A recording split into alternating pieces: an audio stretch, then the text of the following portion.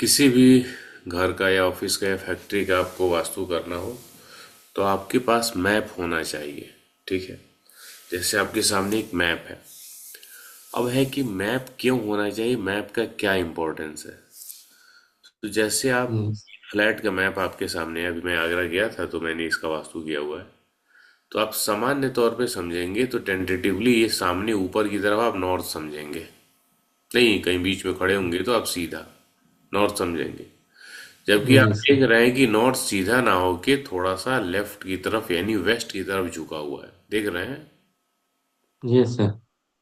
वैसे ही साउथ जिसको आप समझेंगे, सामने से नॉर्थ समझेंगे तो इसका अपोजिट साउथ समझेंगे, जबकि यहाँ साउथ नहीं है, SSW है, डिस्पोजल का जोन है। ठीक है। Yes sir. तो दिशाओं के सही जानकारी के लिए आपके पास एक नक्शा होना अनिवार्य है। अब है कि ये नक्शा कैसे बनेगा, क्या होगा। तो नक्शा बनाने के लिए जैसे क्या है कि आप एक पेपर पे भी अपने हाथों से ड्रॉ कर सकते हैं। ठीक है। हर एक रूम का यस। मेजरमेंट मापते जाएंगे, जैसे इसमें सबका मेजरमेंट दिया हुआ है ना। जैसे थोड़ा सा बड़ा यस करोगे सर। तो सबका मेजरमेंट यहाँ दिया हुआ है। Yes meter sir. देख रहे हैं, स्टोर से लेके रूम बालकनी सबका दिया हुआ है। तो ऐसे ही आप यस सर। मेजरमेंट लेके और इसको ड्रॉ करेंगे। लेकिन कहने का तात्पर्य ये है कि जब आप इसको ड्रॉ करेंगे अपने हाथों से तो इसमें गलती की गुंजाइश होगी, क्योंकि इतने प्रिसीजन के साथ नहीं बन पाएगा। हो सकता है बन भी जाए, लेकिन समय आपका काफी ज्यादा कंज्यूम होगा। ठीक है। तो आपका यस। काम मैप बनाना नहीं है, आपका है कि उस वास्तु को समझना और जो क्लाइंट के प्रॉब्लम्स हैं उनको सॉर्ट आउट करना, यदि वो वास्तु रिलेटेड हैं तो। ठीक है। तो अब ये जो मैप्स हैं ना, ये मैप बनाने का काम करते हैं ड्राफ्ट्समैन, या जिनको ऑटो कैड चलाना आता है वो, कोई भी सिविल इंजीनियर, यस। समझ रहे हैं, आर्किटेक्ट। तो ये इस मैप को बनाते हैं। मैप बनाने के बाद सेंटर निकालना इसका एक कठिन काम होता है यदि आप हाथ से बनाएंगे तो। ठीक है। यस। क्योंकि दिशाएं जो देखिए, यहीं सेंटर पॉइंट से यहीं से दिशाएं निकली हुई हैं। तब ये सेंटर का स्थान बदल जाएगा तो दिशाओं के पोजीशन में भी चेंजेस आ जाते हैं। Yes sir. जो भी ऐसे घर या फ्लैट होते हैं या फैक्ट्री कोई भी होती है तो इसका मास सेंटर निकाला जाता है। मतलब उसका एग्जैक्ट एक्चुअल सेंटर पॉइंट कहाँ पे है। ठीक। सामान्य तरीका हाथ से जब आप बनाएंगे तो ये होता है कि भाई जो भी घर है, अब जैसे स्क्वायर या रेक्टेंगुलर शेप में आप बना ले, तो जैसे मान लो ये आगे से ऐसे आपने इस तरह से बढ़ा दिया, आगे मान के ऐसे, और फिर यहाँ से ये ऐसे आगे बढ़ा के मान के इस तरह से आपने कर लिया, फिर यहाँ इसको मिला दिया। तो और आपने इसको रेक्टेंगुलर शेप में बना के, और तब आप सोचेंगे कि हम इसको ग्रिड कर दें। ठीक। तो कहने का मतलब यह है कि जो एरिया आप में है ही नहीं उसको आप कैसे ग्रिड कर लेंगे, किस प्रकार से कर लेंगे, समझ रहे हैं। अब यस इसको सर। आपने रेक्टेंगुलर बनाया, अब इसको आप करेंगे यहाँ, और यहाँ से ये यहाँ ऐसे। ठीक है। देखिए सेंटर पॉइंट अलग हो रहा है। ये एरिया जो है वो आप में यस। नहीं है, इधर ये एरिया थोड़ा बढ़ा हुआ है, इधर ये एरिया आप में नहीं है। तो नहीं है तो क्या होगा, जो एरिया नहीं है उसको अपने में मान के आप बना रहे हैं तो डायरेक्शन में अंतर आएगा। तो मास सेंटर आपको निकालना पड़ता है। मास सेंटर जब आप निकालते हैं तो उस घर या फ्लैट या ऑफिस या फैक्ट्री का एक्चुअल सेंटर पॉइंट निकलता है, और वहां से 16 दिशाओं का डिवीजन किया जाता है। तो ये मैप बनाने का काम या तो आपको स्वयं ऑटो कैड सीखना पड़ेगा। ठीक। इससे क्या होगा कि आपका अपना समय जाएगा, और जो नक्शा बनाने का 1,500 2,000 3,000 रुपये चार्ज होगा वो आप बचा लेंगे। लेकिन प्रोफेशनल तरीका ये है कि आप मैप बनाने के लिए वास्तु नहीं सीख रहे हैं, आप सीख रहे हैं कि लोगों को गाइड करने के लिए, या खुद के अपना भी जो घर है, ऑफिस है, फैक्ट्री, जो कुछ भी है, तो वो आप सही कर सकें, अच्छे रिजल्ट ले सकें। तो आप इस नक्शे को, जो भी आपके आसपास में कोई ड्राफ्ट्समैन है तो उसके थ्रू बनवा सकते हैं, या ऑनलाइन भी बहुत से ऐसे लोग हैं जो ये सर्विस देते हैं, मैं उसी से बनवाता हूँ। मैं अब जैसे हूँ यहाँ बिहार में, और जिनसे मैं नक्शा बनवाता हूँ वो महाराष्ट्र के हैं, धुले के। समझ लिए। अब सोचिए, कोई आसपास का नहीं, ऐसा नहीं कि मेरे बगल गांव के बगल के शहर का है। मुझे आपके दिमाग में मान लो आ सकता है कि कौन सा हम आदमी कहाँ ढूंढेंगे, कैसे। यस। कहीं किसी आदमी को ढूंढना नहीं है, एक्चुअल मेजरमेंट पता होना चाहिए। ठीक है। तो ये मेजरमेंट जो है माप के हम्म। पेपर पे एक सामान्य टेंटेटिव तौर पे आपने ड्रॉ कर दिया। जैसे ये फ्लैट का मैप है ना, तो इस फ्लैट के मैप को आपने टेंटेटिव तौर पे नाप लिया कि ये रूम कितना बाई कितना है, कि इसके बगल में टॉयलेट कितना बाई कितना है। और ऐसे ही पे है ये पेपर पे आपने इसको ड्रॉ किया। सारे माप सही होने चाहिए, और आपने ड्राफ्ट्समैन को दे दिया। तो जब वो इस माप के अनुसार, इस मेजरमेंट के अनुसार बनाएगा, तो ऐसे ही नक्शा आपके सामने हो जाएगा। समझ रहे हैं। तो ये चीजें यस सर। आप आसानी से करवा सकते हैं। ठीक है। तो ये 16 दिशा का मैप जब आप किसी एग्जिस्टिंग घर या ऑफिस का वास्तु कर रहे हैं तब भी अनिवार्य है, या कोई नया प्लान हो रहा है तब भी अनिवार्य है। मतलब कोई नया घर बनाने जा रहा है और वो आपसे जानना चाहता है कि टॉयलेट कहाँ होना चाहिए, किचन कहाँ होना चाहिए, बेडरूम कहाँ होना चाहिए, तो उसके लिए भी वह उसका मैप होना अनिवार्य है कि आप उसको क्लियर इंडिकेट कर सकें कि यहाँ इस दिशा से इस दिशा में यहाँ तक फेवरेबल पोजीशन बन रहा है, आपके घर के हिसाब से इतना फीट छोड़ के ये एरिया में बन रहा है। समझ रहे हैं। तो ये ज़्यादा जरूरी है। कोई दिक्कत इसमें? नहीं सर। तो ये मैप आपके पास होना चाहिए। अभी हम शुरू कर रहे हैं कि कोई घर है सपोज एग्जिस्टिंग जिसमें आप रहते हैं, उसका वास्तु। यानी अभी हम उस प्लानिंग वाले पार्ट पे नहीं जा रहे हैं। प्लानिंग वाला पार्ट हम तब शुरू करेंगे लैंड सिलेक्शन से, कि जैसे आपको कौन सी जमीन लेनी है, किस प्रकार से लैंड का सिलेक्शन करना है। लैंड सिलेक्शन लेने के बाद फिर वास्तु पूजन के दौरान आपका एक वास्तु शास्त्री का क्या रोल होता है। फिर मकान जब शुरू होगा उस समय उसका क्या रोल होगा, मकान की जो प्लानिंग होगी उसमें क्या रोल होगा, तो वो एक अलग सेक्शन है। ठीक है। अभी हम जो शुरू कर रहे हैं वो शुरू कर रहे हैं कि आपने घर खरीद लिया या घर बनवा लिया, आप रहने लगे, और उसके बाद आपको प्रॉब्लम शुरू हुई, तो उसमें हम वास्तु को कैसे यूज करेंगे। क्लियर है यहाँ तक? अब जैसे यस सर। आपके सामने एक मैप आ जाएगा, जैसे पहला स्टार्टिंग पॉइंट ही है वास्तु करने का कि आपके पास मैप होना चाहिए। क्लियर। अब जब मैप आएगा तो घर में आपको मोटा मोटा 4-5 एक्टिविटी दिखता है। जैसे बेडरूम, किसी घर में एक बेडरूम हो सकता है, किसी के 10 में हो सकता है 10 बेडरूम होगा, लेकिन होगा तो जरूर बेडरूम होगा, पहला मेजर एक्टिविटी। दूसरा टॉयलेट होगा। तीसरा किचन होगा। चौथा सीढ़ी होगा। और पांचवा, वैसे नंबर में पांचवे पे तो नहीं जाएगा, ये तो नंबर एक पे ही आएगा, एंट्री होगा यानी दरवाजा होगा किधर से। तो ये मोटा मोटा जो यस। 4-5 चीजें हैं वो हर घर में आपको मिलेगा। यानी एंट्री, मेन मुख्य दरवाजा किस दिशा से है, टॉयलेट किधर है, किचन किधर है, बेडरूम किधर है, बच्चे दिए हैं तो स्टडी रूम किधर है, सीढ़ी किधर है। क्लियर है? बोलिए। Yes sir. तो अब यहाँ पे हम सबसे पहले स्टार्ट करते हैं एंट्रेंस से, दरवाजा से। मुख्य दरवाजा किस दिशा में होना चाहिए। तो नॉर्मली आप ये सुनते हैं कि नॉर्थ फेसिंग यानी नॉर्थ दिशा में, जैसे आप घर से बाहर निकल रहे हैं और सामने की तरफ नॉर्थ है तो ये शुभ माना जाता है। वैसे ही आप घर से बाहर निकल रहे हैं और सामने ईस्ट हो तो ये भी शुभ माना जाता है। तीसरे नंबर पे वेस्ट है, यानी आप घर से बाहर निकलते हैं और वेस्ट डायरेक्शन आती है तो इसको अच्छा मानते हैं। और सबसे चौथे नंबर पे कहें या उसको खराब कहें कि अब घर से बाहर निकलो और सामने साउथ है, तो नॉर्मली साउथ की एंट्री को अच्छा नहीं माना जाता है घर के केस के लिए। यानी जो आपका रेसिडेंस है, रहने का स्थान है, उसके केस के लिए साउथ की एंट्री अच्छी नहीं मानी जाती है। यहाँ तक क्लियर हुआ या कोई कंफ्यूजन? Yes sir. नहीं सर। अभी जो मैंने ये कॉन्सेप्ट आपको बताई कि सामान्यतः नॉर्थ की एंट्री ईस्ट की एंट्री अच्छी मानी जाती है, ये भी कॉन्सेप्ट अधूरा है, पूरा नहीं है।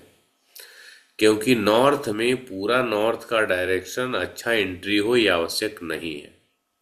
तो जैसे आपके सामने मैप है ना, इस मैप में देखेंगे तो 16 दिशाएं लिखी हुई हैं। जैसे यहाँ पे नॉर्थ है, माउस के पॉइंटर पे फोकस कीजिए। Yes sir. नॉर्थ के बगल में एन एन ई है। एन एन ई यानी नॉर्थ, यस। नॉर्थ ईस्ट, यानी नॉर्थ ईस्ट का नॉर्दर्न पार्ट, उत्तर वाला भाग। उसके यस सर। बाद होगा नॉर्थ ईस्ट, यानी ईशान कोण, उत्तर पूर्व दिशा। उसके बगल में E N E, east north east. उसके बगल में ईस्ट। उसके बगल में ई एस ई यानी ईस्ट साउथ ईस्ट। उसके बगल में साउथ ईस्ट। फिर उसके बगल में S S C, south south east. यहीं पे हमने जो गदा रखने वाली बात हुई वो। ये। उसके बगल में साउथ। फिर उसके बगल में S S W, south south west यानी डिस्पोजल का। इसके बगल में साउथ वेस्ट। उसके बगल में वेस्ट साउथ वेस्ट। उसके बगल में वेस्ट। फिर है वेस्ट नॉर्थ वेस्ट। उसके बाद है नॉर्थ वेस्ट। और फिर है एन एन डब्ल्यू। क्लियर हुआ? Yes sir. यानी जब आप मैप बनवाएंगे तो किसी भी घर में आपको 16 दिशाएं दिखेंगी। फिर हर एक दिशा में आप देखेंगे तो नीचे कुछ नंबर लिखा हुआ है अल्फाबेट के साथ में। ठीक है? यस जैसे सर। नॉर्थ जहाँ पे है उसके नीचे देखिए N4 N5 लिखा हुआ है, एन एन ई में N6 N7 लिखा हुआ है। तो जो एन वाला सीरीज है वो N1 से देखिए स्टार्ट हो रहा है। N1 N2 N3 N4 N5 इस तरह से करके N8 तक। फिर E1 E2 E3 करके E8 तक। फिर S1 S2 करके S8 तक। फिर W1 W2 करके W8 तक। देख रहे हैं? Yes sir. यानी नॉर्थ को N से इंडिकेट किया गया, ईस्ट को E से, साउथ को S से, और वेस्ट को W से। और सभी में N में भी N1 से N8 है, ईस्ट में भी E1 से E8 है, साउथ में भी S1 से S8 है, वेस्ट में भी W1 से W8 है। Yes sir. क्लियर? तो ये जो अल्फाबेट नंबर के साथ हैं ये एंट्री को बताते हैं, यानी प्रवेश द्वार को बताते हैं। तो कहने का तात्पर्य है कि वास्तु में कुल कितने प्रवेश द्वार होते हैं? तो 32। N1 से 32। N8 तक 8 हो गया। E1 यस से सर। E8 तक ये 8 हो गया। S1 से S8 तक ये 8 हो गया। W1 से W8 तक ये 8 हो गया। तो कितने हुए टोटल? 832। 32 एंट्रेंस हुए। तो जो हम नॉर्मली बातचीत की भाषा में ये बोलते हैं कि नॉर्थ फेसिंग मकान अच्छा होता है, यानी घर से बाहर निकलते समय सामने यदि नॉर्थ आ रहा है तो ये अच्छा होता है। क्लियर? तो ये यस। बात अधूरा है। क्यों? क्योंकि नॉर्थ में 8 पद होता है। तो घर से आप बाहर निकल रहे हैं और आपने नॉर्थ में गेट रखा हुआ है, तो ये आवश्यक नहीं है कि वो आपका गेट किस पद पर है। ठीक है? तो यदि नॉर्थ के तीसरे और चौथे पद पर जो N3 और N4 लिखा हुआ है, यदि इस पे गेट है तो ये अच्छा है। बाकी नॉर्थ में N से लेके N8 तक जो गेट है वो कंडीशनल रूप में अच्छे हैं, मतलब कुछ कंडीशंस में अच्छे हैं, कुछ में खराब है। मतलब लगभग सभी के लिए N3 और N4 की डोर अच्छी होती है। क्लियर? बाकी N3 N4 को छोड़ के जो N1 से लेके N8 तक की एंट्री है, इसमें कुछ के पॉजिटिव पॉइंट्स हैं और कुछ के निगेटिव पॉइंट्स हैं। क्लियर हो रहा है? Yes sir. तो एंट्री सबसे इंपॉर्टेंट रोल प्ले करती है। यदि पॉजिटिव एंट्री है तो वो आपको अच्छे रिजल्ट प्रदान करेगी। निगेटिव एंट्री है तो वो आपको उस के इफेक्ट के अनुसार निगेटिव रिजल्ट प्रदान करेगी। पता। यहाँ तक क्लियर है? Yes sir. अब एंट्री जब आपने देखा कि एंट्री अच्छी है, वैसे एंट्री नॉर्थ में N3 N4 अच्छा होता है। इसके अलावा जो कोई भी एंट्री नॉर्थ की रहेगी तो अच्छा नहीं होता है। लेकिन यदि N3 N4 के साथ में N5 भी आ रहा है तो वो खराब नहीं होगा, वो आपको अच्छा रिजल्ट देगा। यदि N3 N4 के साथ साथ में N5 और N6 है तब भी ये अच्छा रिजल्ट देगा। लेकिन यदि N3 और N4 नहीं है तो फिर N और N5 N6 है तो फिर थोड़ा सा ट्रिकी हो जाता है। मतलब हर एक का आप इफेक्ट पढ़ेंगे N1 से N8 तक, अगली क्लास में वहाँ ज़्यादा समझ में आएगा। लेकिन यहाँ मैं आपको एक छोटा सा समझाने के उद्देश्य से डिस्कस कर रहा हूँ कि नॉर्थ में N3 N4 को छोड़कर बाकी जो भी नॉर्थ फेसिंग ऐसे नॉर्थ की जो एंट्री होती है वो अच्छी पूरी तरह से नहीं होती है, कंडीशनल होता है। किसी के कुछ अच्छे बेनिफिट्स हैं, जैसे N8 की एंट्री आप लेते हैं, N8 नॉर्थ ईस्ट में N8 का, तो वो क्या करता है, वो कर्जे के रूप में बैंक बैलेंस को बढ़ाता है, कर्ज के रूप में। अब होगा क्या कि जैसे आपको कर्ज लेना होगा 2 लाख, बैंक बोलेगा ले लो 5 लाख। पैसा तो आपके पास आ गया, क्या वो पैसा आपका है या कर्ज का है? कर्ज का है। कर्ज का है ना। अब सपोज यस कीजिए सर। कि आप व्यापारी हैं, आपको बैंक से लोन लेना ही लेना है, नहीं लेंगे तो काम आपका रुक जाएगा। तो N8 की एंट्री, आपको लोन बैंक से मिल गया और आप चुका रहे हैं महीने भर।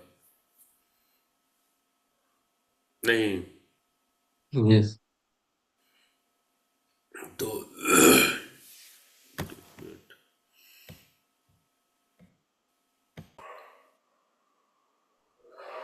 वही जो हम बात कर रहे थे कि N8 की एंट्री की बात कर रहे थे ना हम लोग, यस सर। कि यदि आपको कर्ज लेना है तो अच्छा है, हम्म। आपके लिए पॉजिटिव हो जाएगा। लेकिन यदि कर्ज नहीं लेना है और आप पे कर्ज होते जा रहा है तो आपके लिए निगेटिव हो जाएगा, नहीं हो जाएगा। Yes sir. तो आपका ऐसा काम है कि आपको कर्ज चाहिए, बैंक से पैसा मिल जाए, आप अपना काम कर रहे हो, तो इस स्थिति में चलो अच्छा है। लेकिन यदि आपको कर्ज की आवश्यकता नहीं है तो फिर N8 की एंट्री आपके लिए निगेटिव हो जाएगी। नहीं, तो इस प्रकार से जैसे आप धीरे धीरे पढ़ेंगे तो समझ में आता जाएगा। तो एंट्री जो होता है उसमें पूरे 32 एंट्री में N3 और N4 की एंट्री अच्छी मानी जाती है। N5 की जो एंट्री होती है, ये यदि आपको पैसा नहीं चाहिए, जितना है उतना ही में संतुष्ट है, आपको प्रोग्रेस नहीं करना, तो उसके लिए आपको अच्छा होता है। E3 और E4 की एंट्री अच्छी होती है। फिर S4 की एंट्री अच्छी होती है और S3 की भी अच्छी होती है। S3 जो है ना वो ज़्यादा आपको मतलब एक दिखावा वाली स्थिति दे देता है। मतलब आदमी ज़्यादा तड़क भड़क में शो ऑफ करने वाली वो स्थिति होता है। तो यदि आपका ऐसा काम है जिसमें शो ऑफ करना है तो चलो बढ़िया है। फिर यदि शो ऑफ नहीं करना है तो पॉजिटिव वे में S4 की एंट्री अच्छी होती है। लेकिन S4 की एंट्री अच्छी होने के बावजूद भी घर में साउथ फेसिंग एंट्री बचना चाहिए, साउथ की एंट्री से बचना चाहिए। रीज़न क्या होता है कि जब आप घर की प्लानिंग कर रहे होते हैं ना तो बहुत सारी चीज़ें यहाँ डिस्टर्ब हो जाती हैं। इंटरनल अरेंजमेंट्स जो है ना वो कई बार सही नहीं बैठ पाता, इसके कारण भी प्रॉब्लम होती है। दूसरा, जिनकी कुंडली में राहु 8th हाउस में है, मंगल बुध एक साथ है, बुध 8वें घर में, बुध तीसरे भाव में है, तो ऐसे लोगों को आठ ये साउथ की एंट्री का घर अच्छा रिजल्ट नहीं देता है। तो मैं अवॉइड कराता हूँ। कमर्शियल में या इंडस्ट्रीज के लिए S4 की एंट्री वाला अच्छा होता है। मतलब आपको कोई ऑफिस है या फैक्ट्री है और वो कहीं मिल रहा है साउथ फेसिंग जिसमें S4 की एंट्री आपको मिल जाएगी, S3 की एंट्री मिल जाएगी, तो वो आपके लिए बेनिफिशियल हो जाता है। उसके बाद W3 और W4 की एंट्री अच्छी होती है। क्लियर है? यस बाकी सर। एंट्रीज अच्छी नहीं होती है। यानी एंट्री के बारे में ये आपको समझना है कि सिर्फ फेसिंग सामने नॉर्थ में होने से या ईस्ट होने से एंट्री अच्छी नहीं होती है। वो नहीं। उसके किस पद पे आ रही है वो बताता है कि एंट्री अच्छी है या बुरी है। क्लियर?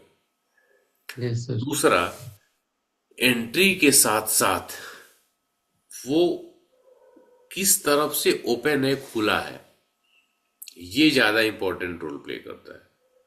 मतलब एंट्री अच्छी है, नॉर्थ की एंट्री हो गई और नॉर्थ में सामने आपके घर के एक बड़ा, आपका घर 1 मंजिल है और उसका 3 मंजिल 4 मंजिल घर हो जाए, तो अच्छा एंट्री होने के बावजूद भी आपको पूरी इंटेंसिटी से अच्छा रिजल्ट नहीं देगी।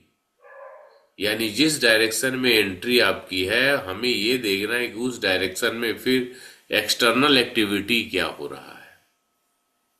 नहीं, वैसे ही आपकी साउथ या वेस्ट की एंट्री है, जैसे W4 की आपकी एंट्री है, और वेस्ट में आपका मकान 1 मंजिल है और सामने 4 मंजिल, 2 मंजिल, 3 मंजिल, यानी आपसे ऊंचा, तो ये W4 आपके लिए काफी बेनिफिशियल हो जाएगा। यानी वास्तु का रूल ये है कि आपके बिल्डिंग के नॉर्थ में और ईस्ट वाले पार्ट में कोई भी ऊंचा निर्माण नहीं होना चाहिए। यदि वो होगा तो वो इनके पॉजिटिव एट्रीब्यूट्स को कम कर देता है। क्लियर है? Yes sir. तो नॉर्थ की एंट्री है, यानी N3 या N4 की एंट्री है, लेकिन बेटर ये तब होगा जब आपके नॉर्थ खुला हो, खूब चौड़ी सड़क हो, 25, 30, 40, 50 फीट चौड़ा सड़क हो। वो सड़क के उस तरफ जो मकान है वो या आपसे बराबर हाइट का या आपसे डाउन हाइट का हो, तो वो आपको स्ट्रॉन्ग रिजल्ट देगा। वैसे ही आपके W4 में कोई मकान है, मतलब W4 की आपकी एंट्री है, और W4 की एंट्री है और आपके सामने एक बड़ा ऊंचा मकान है या बड़ा भारी पेड़ है, मोटा, लंबा, तो ये आपके लिए पॉजिटिव हो जाएगा। वैसे साउथ S4 की एंट्री है और आपके घर के सामने ऊंचा बड़ा मकान है जो आपके मकान से डबल ट्रिपल हाइट का, तो ये आपके लिए बेनिफिशियल हो जाएगा। क्लियर है? Yes sir. कोई भी जब मैप बनती है तो हमें उसका, मतलब कोई भी वास्तु करना है तो हमें उसका मैप बनवाना होता है और मैप के साथ साथ उसकी एंट्री देखना होता है।